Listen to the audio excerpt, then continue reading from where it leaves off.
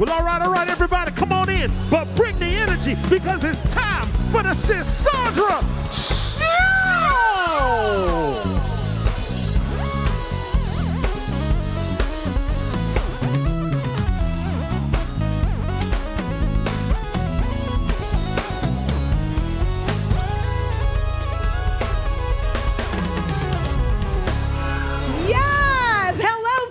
Welcome to the Sisaundra Show and Happy New Year! Yeah. Listen, you are in the right place right here. We don't just entertain, we tell the truth, even when it's uncomfortable. Now, before we go any further, you already know what time it is. Y'all make some noise for my band, your band. It's our band for the culture! Guys, hello, welcome back. Did y'all have a good break? I had a great break. Did you have a good break? Baby, I had a great break. I'm broke. I came back broke. A broke break. No, Listen, I feel you on that. It's so great to be back here with all of you. Listen, today is January 7th, and tonight's show is one of those shows that asks us to lean in, stay present, and feel our way through some real conversations. Now, we're starting with Fix It, Jesus, unpacking a heavy situation involving faith, power, and accountability. And after that, we're slowing it all the way down for chit chat because real life is happening right now for millions of people dealing with student loans, wage garnishment, and financial fear. Tonight, we're bringing clarity, not panic. And finally, we're closing with good trouble because silence has never saved us, but informed action just may do that. So grab your bubbly beverage and let's get this show started! Let's get it started! Woo! Now, y'all, Lord have mercy. Not Pastor Donnie McClurkin in the news. Just please say psych. This is not really happening. Y'all, the Grammy-winning gospel singer and pastor known for preaching against homosexuality is now being sued for sexual abuse by his former male personal assistant. Lord have mercy. Lord. Y'all, the civil lawsuit alleges that the assistant was 21 years young, struggling with his sexuality, and sought spiritual guidance from Pastor McClurkin. Now, he hired him and allegedly began abusing that mentor-mentee relationship. According to the complaint, the abuse it was said to have gone on for years, involving coercion, manipulation framed as deliverance, and repeated sexual assaults. Now, some allegedly happening during so-called Pray the Gay Away season. That's the sessions that Pastor McClurkin was having. And family, here's the part that made the room go quiet. The lawsuit includes an alleged email from McClurkin apologizing, calling himself a desperate, dirty old man. Oh. And admitting to forcing himself on the accuser. Woo! That just makes me think of that song. McClurkin denies all allegations, calling them categorically false, and says he will vigorously defend himself in court. Now, this is active litigation, and no criminal charges have been announced at this time. But family, when allegations involve power, faith, manipulation, and abuse inside the church, this isn't just scandal. This is sacred trust being questioned. Woo! And all I can say is, fix it, Jesus! My God! Now, to his defense, y'all know we fall down, but we get up. That's right, though. Now, y'all, hold on. This next story is just crazy. We need some music for this one. Come on, hit it, FTC.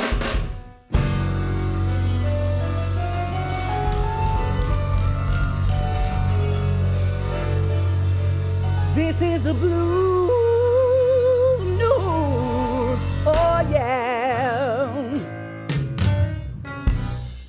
Hey, y'all. Oh, yeah, we're still here. They said, we coming to help. But they brought a whole fleet talking about freedom, but they was hunting for a treat. Yeah. Now, President Trump said that Venezuela gonna give up that oil today. Up to $2 billion worth, baby. They ain't come to play. And it ain't no secret what's really at the core. They want that crude coming straight to the shore. But Venezuela says Maduro got captured. They call it kidnapped. And let me tell you about that right there. I'm calling it cap. Now they talking about proceeds being controlled by the U.S. Child, that don't sound like help. That sounds like stress. And word is the U.S. already seized 50 million barrels too. What? That's a whole ocean of oil. Tell me what that's supposed to do. You can wave your flag and still sing your song, but if they control your oil, baby, y'all already gone. They already gone. They already gone. Oh, Lord. Woo! Yo, FTC, take me into this second verse. Woo! Now, let's talk history, because this ain't nothing new. This got that Monroe Doctrine energy running straight through. That old, the Western Hemisphere is ours kind of plan. Like Latin America supposed to answer to that man. That doctrine been used to justify what folks call intervention. And here we are again with the same old intention. And Chevron still sitting in the middle of the mess, cause when oil's involved, corporate power is gonna get blessed. They talking licenses, deals, and who gets to pump. And y'all know what name rhymes with pump? And China, not quiet. They criticize this move real loud, saying it breaks international law. And baby, they not proud. And don't be fooled, they call it stability and order, but it's still a power grab with a business card border. This ain't subliminal, no sugar in the tea. Baby, it's oil, power, and control. Everybody can see. Come on, FTC. Whoa! Whoa! Come on now. I need y'all to check this out. Trump said, send that all, and baby, that's the plan. Then snatch Maduro away with cuffs on his hands. $2 billion in crude is what they talking about today. But who benefits most? That's what the people want to say. They said, we control the money for the people. That's the line. And I believe these people done lost their mind. 50 million barrels, see? Now, let that sink in your soul. That's some diplomacy. That's some taking control. Oh, they taking control. Yeah. I want you to know this is the blue news. Oh, yeah. Oh, yeah. Woo. Listen. Oh, my gosh. Family, like I said earlier, that is something else when you talk about just going into somebody else's country and snatching up their president. I heard there was like 20-something security people that were unalived during this process, but they done walked him. They done did everything they can to Maduro. Now, was he a tyrant and he needed to go? Yep. Yes, but can we just go over there and take their oil? No. Anyway, Maybe. the Monroe Doctrine, y'all, Google it. Listen, family, like I said earlier today is January 7th, and this is one of those moments where we pause the show and make sure everybody is informed, not afraid. Because starting this week, the federal government has officially resumed wage garnishment for student loan borrowers who are in default. Now, that means real people could see up to 15% of their paycheck taken, along with tax refunds and certain federal benefits, something that hasn't happened since the pandemic pause. But y'all know where we are these days. So over 5 million borrowers are already in default, and that number could climb real fast. But here's the key. The key word tonight is options. Come on. This is not the end of the road, but it is the moment to act. So we didn't bring fear to the table. We brought answers. Family, please welcome our guest who's here to break this down, explain your rights, our rights, and help you protect your paycheck. Dr. Sonia Lewis, also known as the student loan doctor. Woo, Sonia! Hey, how are you, gorgeous? Mwah. So great to see you. Please have a seat. Well, hello and Happy New Year. Happy New Year. It's so good to see you again. Yes, thank you so much for having me back. You're so welcome. And listen, you got to tell us this fragrance, y'all. She smells so divine. Yes, I do. Yes, I do. Yes, you do. Yes, you do. So, Valaya. Valaya? Perfume de Marley. Oh, it's beautiful. Do you know it has gotten me free lunch twice? You stop I'm it. very serious. It's the perfume that gets you free lunch. Okay, I'm going to get mine. So let's start here because people are panicking. Yeah. A lot of people, maybe over 5 million people, Yes. who exactly is at risk right now? Is this everyone with student loans or a specific group? So 5 million is a lot of people out of the total number of 43 million borrowers. So if anyone is watching this and they are 270 days past due or more, they're probably going to be in this category. Ooh. So when people hear wage garnishment, they imagine their whole check disappearing. No. Can you please take a moment? Because I would be might feel like terrified. that. We're going to garnish your Yeah. check. And you think, I'm going to have nothing left. Yeah. Please explain to us in plain language Yes. how much the government can actually take from your check and what income is legally protected. So they can take up to 15%. That's a lot. Now that can feel like a lot though. Yes. And it probably is a lot. So 15% can be taken, but it's also right here at the point where we're at tax season. So they can also take your tax return. They can also take your Social Security income. What? Yeah, so in the last 5 years, they changed it to now be able to take Social Security. Are you serious? Yeah, that's crazy. So they just don't want you to survive. No. It's kind of like what's going on with SNAP and everything, insurance. Yeah, it seems like we're just... I have never seen the administration move so fast as it relates to student loans. I've been doing this for a long time. Wow. I didn't know they could pass policies so fast as they are. Well, they're not really going through the natural process Yes. either. It's just kind of like, you know what? I'm waking up and everybody's not going to do this today. So Congress Yes. is stepping in Thank to God. correct them on certain things, because you're absolutely right. There are things that this administration is saying that they're going to do, and then Congress has control over certain entities like this one, and they're reeling them back in. So you're right. Well, I'm looking forward to Congress speaking a little bit more and making things happen. So when people hear wage garnishment, they imagine, like I said, that their whole paycheck is gone. 15% of a paycheck is tremendous amount of money. Yeah, per paycheck. When you have these loans, is there anything that you can do if you're in default? Yes. Is there anything you can do right now before they start garnishing? So I'm glad that they're watching the show, because if they receive the notice, that's first. You've got to get a notice, and then the clock starts from there. So 30 days from that notice is when the wage garnishment will start. So they have to contact the employer. The employer has to release funds after the 30th day, right?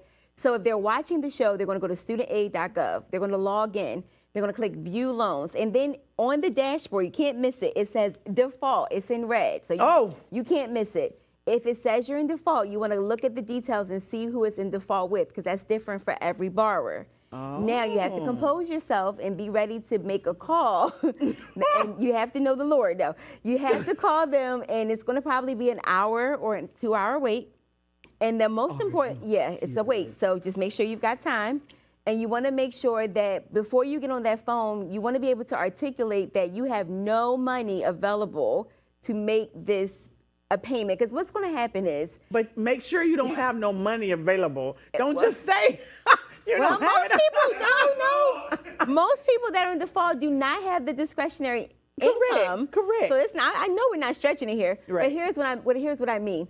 So let's say because this is what I want to put out there. People make the call, they're frustrated, and then they fill out what's called an income expense form, and they just do it very haphazardly, and they don't really take time to think, how much am I spending on each item, right? And then what happens is, That's what we're spending, yes. you turn the form back in because you're annoyed, and then they say, oh, you have a $600 payment. But if you would have took more time on the form, it could be more like a $5 payment. So I always stress to our tribe and our audience, like, you've got to slow down. You need to think about, what do you spend on groceries? Yes. What do you spend on utilities? Because if you go too fast on the form because you're irritated, now they're going to give you a crazy number for 9 payments. Yes. Yeah. So you don't want to do that. No, Make so we sure want you're people to taking take your their time. Yes. Yeah. And get it done now. Yeah. You don't have any more time. Before filing your taxes. Before. Because you know people already know what they're about to get, and it's already calculated. Stop and spent. it. You know, when I was reading, I was like, I think my girlfriend said it's cuffing season. Yeah. So you're about to get these paychecks. Well, and nobody's they will being take, cuffed, right? yes, and you won't be cuffed because they will take that check. Yes. That's crazy. That's a So good way to look borrowers- at cuffing season. Yeah. Go Yeah, I'm sorry. That's the way you have to see it, Yeah. right? Make sure that you're taking care of it. Now, borrowers They are cuffing checks. Yes. are supposed to get a 30-day notice before garnishment Supposed starts. to. Supposed to. Now, if someone gets that letter this week, what should they do immediately? I think you just covered that. Well, the in clock sense starts. of- Yeah, the clock starts with the date on the letter. So you might get it a few days after. I just want to stress the date on the letter. So if you got the letter for January 3rd, you have until February 3rd before, what's the next paycheck? Wait a minute. Probably the 15th. Yes. Right. It's so true. Yeah, so if you get, so let's say you get paid on the 15th and the 30th, then the next paycheck of the 15th, they would take that gotta come out. 15%.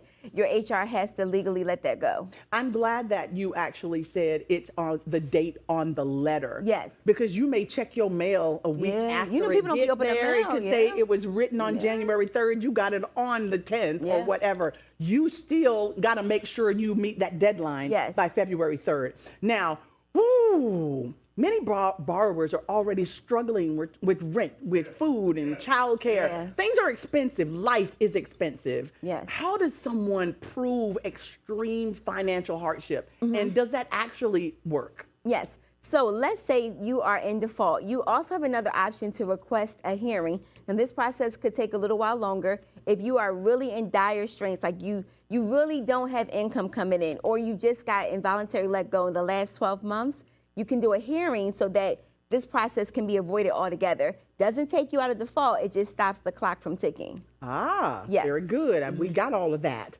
Now, we want to move on to this next segment, and it's called Good Trouble. Now, family, on this show, we don't just tell stories, we tell the truth, carefully, courageously, and with intention. And as my late, great cousin John Lewis taught us, when something is wrong, when harm happens quietly behind paperwork and policies, silence is not peace. It's permission.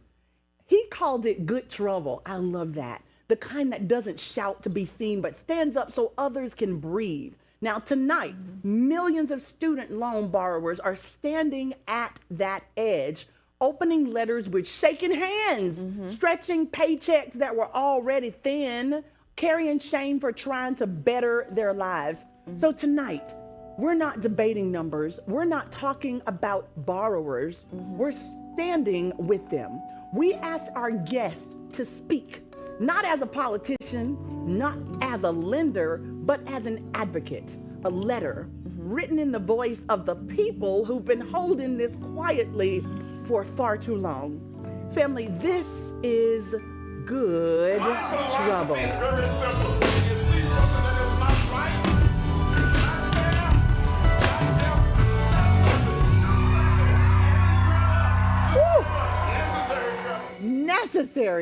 Necessary trouble. Now, tonight was heavy. If you would please share with us the letter that you've written.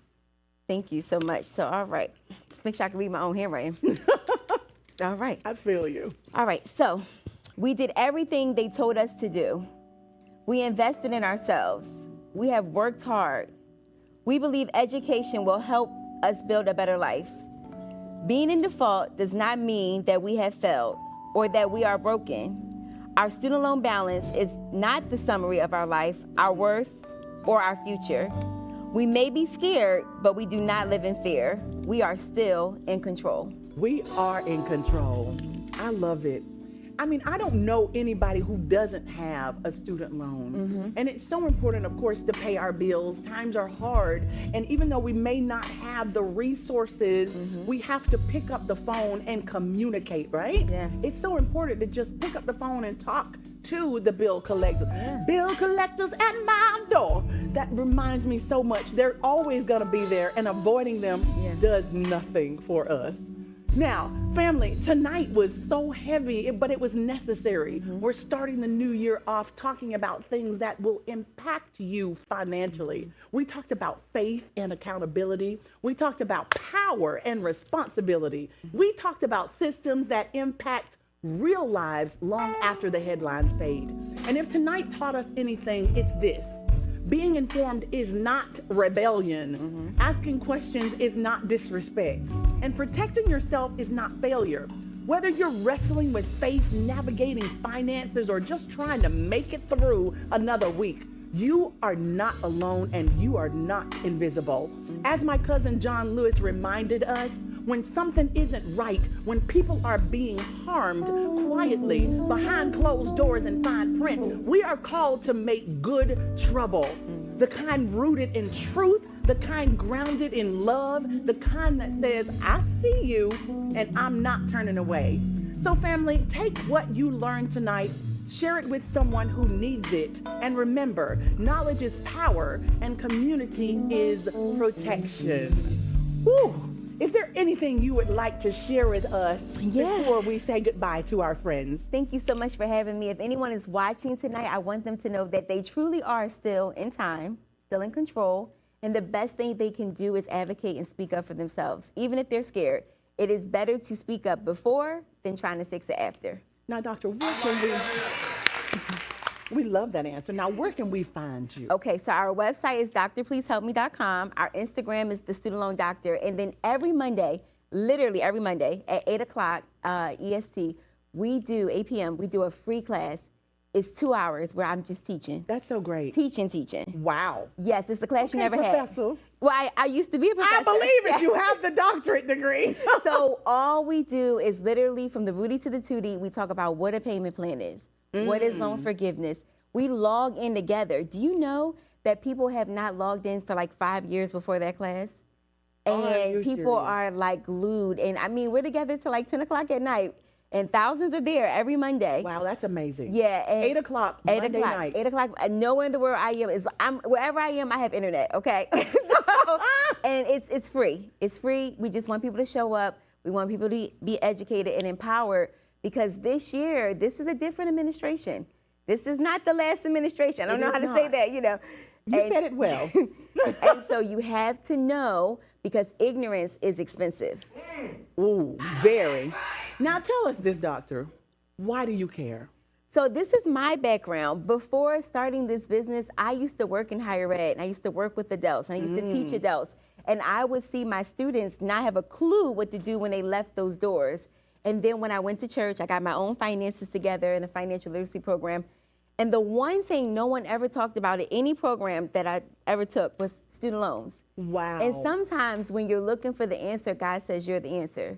Now, he could have gave me something else, sis, but he gave me this. I appreciate we've been in business now for 10 years doing good business. That's amazing. And so we're just very grateful to have a platform that we have and teach how we teach.